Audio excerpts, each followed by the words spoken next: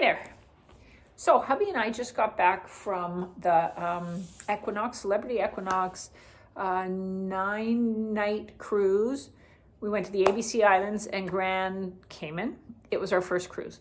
And so I was just actually, we make these books, right? We make, every time we go away, we put together these kind of picture books, right? So see, here's some of my books that I've made. Here's Morocco. We were just there. And there's Egypt. Anyways, so I was making a book for my cruise, and I thought, I've got a lot of thoughts as I'm doing this book, and I'm going to put them down because I know everybody loves cruising. And it wasn't bad, but we're not really cruising people, and we kind of knew beforehand. And you might say, well, why'd you go on a cruise? And everybody said to us, oh, you're going to love it. You're going to love it. And I said, I don't think we're cruising people. And they said, well, how can you say it? You've never been. So now we've been. Now we can speak. And you know what? We were pleasantly surprised about many things. We were bang on about other things, and we were 100% wrong about other things. So here's my kind of little take on everything. So we went to Aruba, Bonaire, Curacao, and Grand Cayman. So first we stayed in Fort Lauderdale for 3 nights. Fort Lauderdale is great, actually. I hadn't been there in 40 years. It's changed a little bit. But it was lovely. Although it was expensive, it was quite expensive. We stayed in a small little kind of very intimate motel and nice pool, very clean, but it was still like $200 a night, which I think is, a little bit of money. Anyways, and the food, it was always $100. Whether we went for lunch or dinner, it seemed like it was always $100. But, it doesn't matter. Let's not even talk about money because we want to talk about things that make us happy. So then we actually, the guys from the hotel drove us to the cruise ship. Very nice of them. And they let us off. And so here we are with our big checked bags, okay, and little backpacks, because they said, have a backpack on you so that you can, when you get there, you can just, get changed if you want, because you might not get your suitcases right away. Because when you bring your suitcases in, they take them and then they deliver them to your room later. So we're coming in and we don't know where to go. So we've got our big bags and stuff. And we said to a kid, as we were entering, we said, we're new, tell us what to do. And he said, okay, you just go through that line, blah, blah, blah, and put your bags through the x-ray machine, just kind of like an airport security type of thing. So we get through security. And I'm looking around and I said to my husband, why does everybody just have small bags? Like, where's everybody's stuff? And he's like, well, maybe everybody's traveling light. I said, nah, I'm looking around at some of these people. They're not traveling light. I said, I don't think we're supposed to have our big bags with us. Sure enough, we were supposed to leave them outside with a porter. Nobody told us that. Even the kid that we said, we're newbies, what do we do? Never said to us, first things first, leave your big bags with the porter. So we got them all the way through the machine. So we were a little pissed off at that. So then I said to them, well, we don't want to carry this crap. Now we have to carry these around the boat with us until our room's ready. And they said, yes. So anyways, I talked them into letting us exit. Then we had to come back through security. Anyway, so that was fine. So then we're actually sitting in the little waiting room before we get onto the boat. And my husband says to me, look, there's Paul and Patty. 2 people ahead of us are a couple that we used to hang around all the time. Our kids played hockey and lacrosse together. My husband actually coached on the same bench as this guy for like 7 years, okay? So we were all like this. We kind of drifted. We didn't have a falling out or anything, but kids grow up. And so it was nice. We actually knew another couple quite well on the boat. Okay. So, but having said that, you never really want to like travel around like a pack, doing everything together. So we were kind of happy. They already had their plans. They had booked an excursion everywhere. We had only booked one excursion to Bonaire to swim with the stingrays. I'll talk about that later. Okay, so we get on the boat. We are acclimatizing ourselves. It's a beautiful boat. We had our first meal. I can't remember whether we had it in the dining room or the buffet, but it doesn't matter. We have no complaints about the meals. The meals were all lovely. The buffet was nice. People said that they cut down the choices at night on the buffet. Still had plenty. The hot food was always hot. The cold food was always cold. It was a step above the resorts we usually go to in terms of quality of food. That I will say was a big plus for us. The shows were fabulous. They had acrobatic shows that, competed practically with Cirque du Soleil. They were just, the talent was phenomenal. Anyways, so let's talk about the actual boat itself and stuff. So the first day was a sea day, and we were just getting kind of acclimatized, but we get to the pool, and the pool is loud. Now, the boat was 98% capacity or something. The pool was like, when I say that the chairs were this close together, I mean, I'm not a big person. There's a lot of people that were a lot bigger than me. I couldn't get my feet in between the cots. So when you have 6 or 7 cots all lined up like this, and you can't, when you want to stand up, you can't put your feet on either side of the cot and stand up. You got to scoot. Kind of like a gynecologist, scoot down for me, please. Scoot back up. That's the only way to get in and out. So that was really, really tight, and it was really uncomfortable.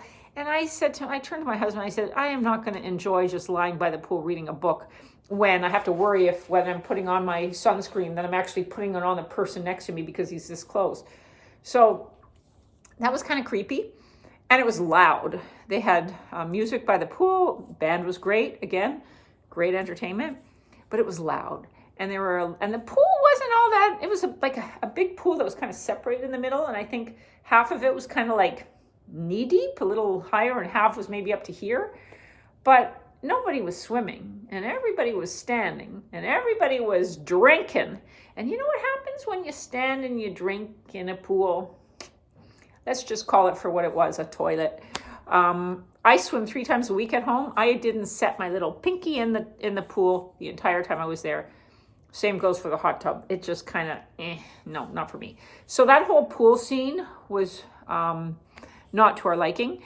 And then we had thought that, because we were thinking, with the excursions, they're pricey. We're going to islands. Like, one island is like the other, I've been to, before the cruise, I've been to Aruba and Barbados, not to mention like Jamaica and Mexico and other places. But, I had already seen Aruba. And when I go to those places, really, when you do a tour, they will take you maybe to the other side of the island where it's more rocky and rough, or they'll show you where they, feed the sharks, or where they have the salt flats or whatever. But you know what, it's all basically the same to me. I don't know. So I didn't feel obligated to take any excursions like that around the island. I'm not paying $150 a person, which are cruise prices, to do so. But that's just me. Some people took taxis on their own or private tours, and that's great. But, being new to this whole thing, I had always heard the horror stories of not making the boat. And, if you go with the Celebrity Cruise or whatever, they arrange it, they're going to wait for you. So I just didn't really want to do a private tour. So I said to my husband, you know what, let's just, if we have the opportunity, maybe go off the ship for a couple of hours, but let's just pretty much hang by the pool. When everybody's gone, then we'll have an empty pool to ourselves, right?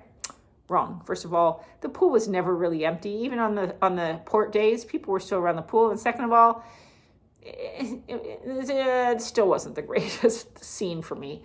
So if I was going to hang out and read a book, I just preferred to actually just do it right on my balcony. I would never, by the way, go without a balcony. I just have these visions of, when COVID hit and they had that cruise ship that was stuck in the port, I think it was in Japan or something, for like weeks. Can you imagine those people in the inside cabins? I would have gone stir crazy. I would have called 911, get me out of here. And I don't understand why they did. I know I'm off topic, but why didn't they at least call in another ship and take all those people from the inside cabins, put them on the outside where they could at least have fresh air? I don't understand. But anyways, I digress. So let's see. Our first port was Grand Cay, which I think that's the port that was a tender. So we had to get on a boat, and then we got into to the town, and we had booked the Stingray City. It's kind of neat. You know what? You're in the middle of the ocean. I would never go anywhere where, the dolphins or the stingrays or whatever are enclosed. I think we're done with that. We know better. But the stingrays are in open water. But there's this, what do they call it? Like a sandbar, and you're standing, and you're only like waist high, and all these stingrays are coming, and I think they're used to being fed. So you're petting them, and your tour guide is kind of telling you about stingrays and stuff. It's kind of neat, it was that was kind of fun. And then we went snorkeling, but we went snorkeling just, there wasn't much to see. It was in deep water, and it wasn't that clear, but it was a nice day. It was a nice day. So that was in Grand Cay. And then we had one sea day or 2 sea days. I can't remember. And then we got to Aruba. So and this is what we knew. This is something that we 100% knew going in. We said to ourselves, when we go to a resort, we love to walk on the beach, miles, 2 or 3 miles one way, and then the other way we'll walk 6 or 7 miles on the beach, or in a town. But you leave your stuff in the hotel room, right, or on the beach chair in the confines of your resort. But in this case, we had to leave the ship with our clothes, with our towel, with our water bottles, with our hat, our sunscreen, our phones, our money, our extra shoes. I had to change of clothes because I didn't want to put my clothes on top of a West bathing suit. So we had all this on a backpack. And we're walking along. We took a local bus to Eagle Beach, which was a beautiful beach. We're walking along the beach with our backpacks, right? Probably 8-10 pounds. I don't know. I didn't weigh it. But, first of all, doesn't make for an even tan when you got a backpack on. But more importantly, it was heavy and it's hot. And then we walked to Palm Beach. So we walked quite a distance with these backpacks on. And it was uncomfortable. And so then I said to my husband, let's just take a couple hours. We'll rent a couple of chairs and a palapa on the beach. It was going to cost us $80 US, because we're Canadian. $80 just to sit on a beach when we could be, if we were in a resort, we'd just be sitting in the resort or on the ship, but again, by that pool. So in that regard, we thought, if we're going to come to a sun destination, we're kind of more resort people. We want to just leave our stuff in the room or leave it on the lawn chairs, around the hotel pool where it's safely secured, and just take our water bottle, maybe a camera, and go. We don't want to be carrying all of our stuff on our back. And I lost my favorite hat too, because it blew away. Aruba's very breezy. And then we went back to the boat. We ate lunch, because that's another thing. We thought, why do people get off the boat and then they just, right away, they either go to a hotel and spend $100 a day to hang out by the hotel and eat in a hotel? Well, then why not just stay in a hotel? To me, and again, you know what? This is just my opinion, but I don't understand getting off the ship just to go and book time to sit by a hotel and use the amenities of a hotel when you're paying for the same thing on the ship. It's like you're kind of double billing, So we went back to the hotel. We had nice lunch. Again, food, excellent. Then we went back out in the evening in Aruba. They kind of roll up the streets there, though, at 5 o'clock, 6 o'clock. There wasn't a whole lot happening, at least not by the pier. But anyways, we saw it. It was a cute little town, and it was nice. It definitely had changed since I had been there 40 years ago. But so then the next day, the boat takes us to Curacao. So we thought, okay, we're getting off. We're not going to do our pool thing like we had kind of hoped we would on the port days. So we did get out in the morning, and we walked around. That's a beautiful town. They've got some beautiful street art. We really enjoyed our day. We walked, and then we came back again for lunch. We went back out again, and I think we racked 28,000 steps in that town. It was a lovely day, and that's what we like to do. We kind of like to explore. I was feeling really, really pent up on those sea days, and people are like, well, why are you pent up? You can go to the gym and walk on the treadmill. I don't go on a cruise to walk on a treadmill. I mean, I did walk on the treadmill because I needed to kind of get out my pent-up energy, but that's not why I go on I don't go on a cruise to work out in the gym. And by the way, sidebar, you have to pay for the fitness classes. That to me is just unacceptable. I shouldn't have to pay for a yoga class. I mean, I can understand if there's a special whatever you're doing. I mean, they had glass blowing classes, and they had all sorts of different things that I get having to pay for stuff like that. But a fitness class, does it really matter to them if there's one person in the class or 10 people in the yoga class? So that was a bit of a cash grab, which I didn't appreciate. But anyway, so I did use the equipment. It was nice equipment. It was a beautiful gym. It overlooked the ocean. But really, I don't go on a cruise or on a vacation to work out. If I'm going to walk, I don't want to be walking in a gym. I don't want to even be walking around the jogging track, because people were saying, oh, well, you could have walked the jogging track. No, I couldn't have. And I'll tell you why. Because it was kind of around the promenade deck where people were lying out with their, like this, with all of their lounge chairs. And people would get up and they had their margaritas and they're walking in front of you. And I mean, you could walk at night. It was beautiful walking up there at night. But again, like if I'm going to go and walk, I want to be walking and exploring a city. So that's why Curacao was really lovely to do that. So did that, had a great time. So that was nice. And we didn't have to spend a cent because we came back for lunch and then went back out again. Literally didn't spend a cent, except for I bought a magnet. I think it was $5. A little cheap, right? Budget conscious. Then our last port was Bonaire. I had done a lot of research about Bonaire, so I love to snorkel. My husband, he is a bit claustrophobic and he can't put anything in his mouth. He can't even get his teeth cleaned at the dentist because he gags, right? So that snorkel thing, he'll gag. But we bought these full face masks and he's used them before and even used it when we were in Grand Cay. But his problem is when he starts to get kind of panicky, he can't put his feet down, right? And, and then he's got to kind of arrange things and the waves are going over his head and he's getting kind of anxious and it's not fun. And there's not, sometimes, you don't see a lot when it's wavy and you're in the middle of the ocean. So Bonaire, the nice thing about Bonaire is it's an island and it's literally surrounded by an entire coral reef.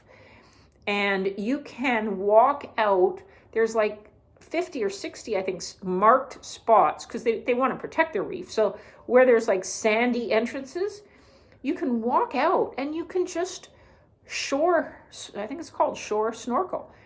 And which was great for him because he could touch bottom. So if he got kind of claustrophobic, he knew that the bottom was right there. So he ended up not even needing to, he was just swimming because I guess, that whole stress was taken away.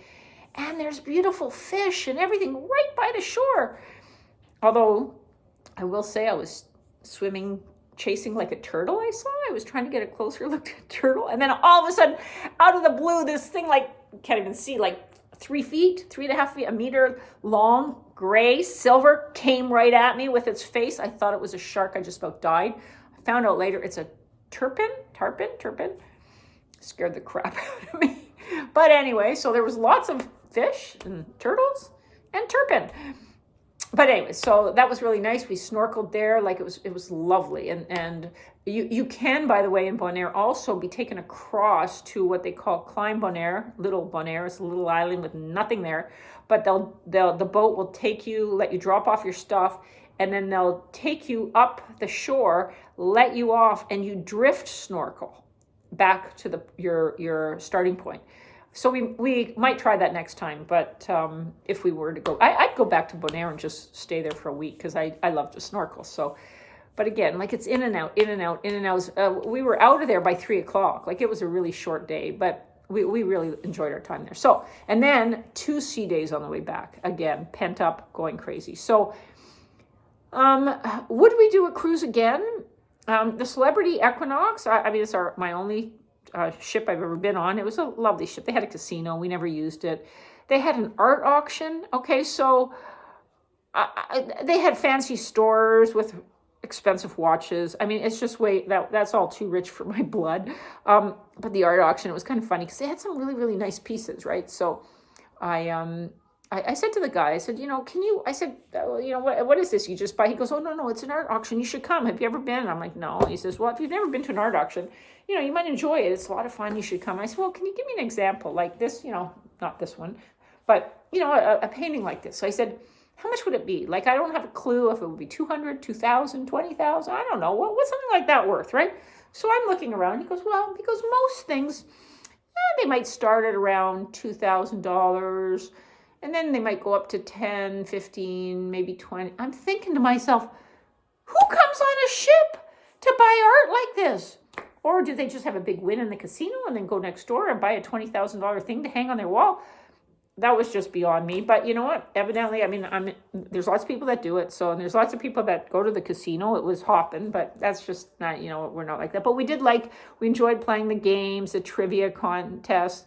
They had something really fun called Silent Disco. They had it twice where everybody's wearing these headphones and they've got lights on them. There's 3 different channels and you can switch from green to blue to red. And one is like 60s music, one is like 80s music, one is like current music. And you're dancing and nobody's really paying attention to whether or not, you have any rhythm because they don't know what you're listening to. I mean, they can see your light, but you might be going like this and they might be going like this because, you're listening to different songs. So, and everybody knew the YMCA, right? So everybody switched to red for that, It seems like everybody loves to do that. Anyways, but that was a lot of fun. And then you take your headphones off and like all you hear is like, you don't hear any music, but you hear people going, YMCA. It's kind of funny. Anyways, so that's that. So that was fun. The trivia contest, all the games and stuff during the day were fun. We had a lot of fun, but would I go again? So we have booked actually something for another year and a half from now. We're thinking we'll do the Greek Isles. The reason we do the Greek Isles is because if you want to visit the Greek Isles, you got to go on a boat anyways. You got to go on a ferry or something. I guess you could hop over by a plane. But, we're thinking that we're going to do something with fewer sea days, right? So, we're going to, I think it starts at Rome. So we'll do our own little thing in Rome for a few days before the cruise, get the cruise in Rome. Then it goes down to, I think, like Athens, get off, maybe, do an excursion there. You kind of have to. You want to know the history and stuff of like the Parthenon and everything. And then it goes to Ephesus in Turkey, which we've been to. But again, it's kind of cool. And then it goes to some Mykonos, Santorini, whatever, a few of the islands, which I think you can just get out like we did kind of in Curacao and just walk around and, just enjoy the streets, maybe catch a donkey up the hill or something. But I think that's what we would do. And then it ends in Barcelona, which is a fabulous city. If you've never been, it's wonderful. And it's also a jumping off point to a lot of other places. A lot of people go to other places from there. So I think that's going to be our next one, but it's only got, I think, 1 sea day. So that's more our style. I can't be, like the cruise we did to the ABC Islands, it was like 9 days and they were like 4 sea days. That's a lot from what I've been told. So I can't do that anymore. So that's my review of the Celebrity Equinox 9-day ABC Island cruise. From a newbie, first timer. In general, I'd give it like a 7.5 for you people who aren't cruise people. For the people who are cruise people. And you know what? Some people love the sea days. My mother, for example, she's older.